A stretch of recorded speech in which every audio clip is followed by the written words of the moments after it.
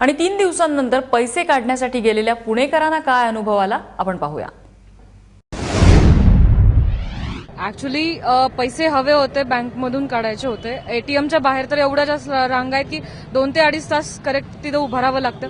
आणि त्यात प्रॉब्लेम असा होतो की कधी कधी एटीएमच्या बाहेर 2-3 नंबर असताना पण पैसे त्यातले संपतात आणि तिथून किती वेळा तरी बाहेर यावं लागतं।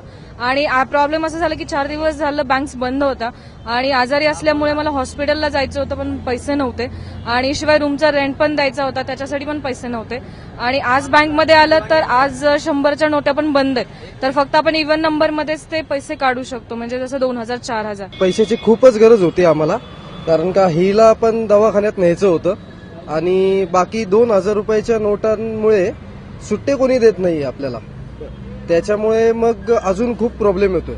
आणि आज पण बँकेत सांगितलं की 100च्या नोटा नाहीयेत, तर 2000 रुपयाचे सुट्टे असल्यामुळे तर पैसे असून सुद्धा आपल्याला खर्च करू शकत नाही आपण। ऑफिसला सुट्टी काढावी लागते। म्हणजे आता तुम्ही सुट्टी काढून आलात का ऑफिस टाइम? ऑफिसला सुट्टी आज हाफ डे तर ऑलरेडी गेलेलाच आहे, त्याच्या अजून सकाळपासून गेलेच नाही ऑफिसला? नाही.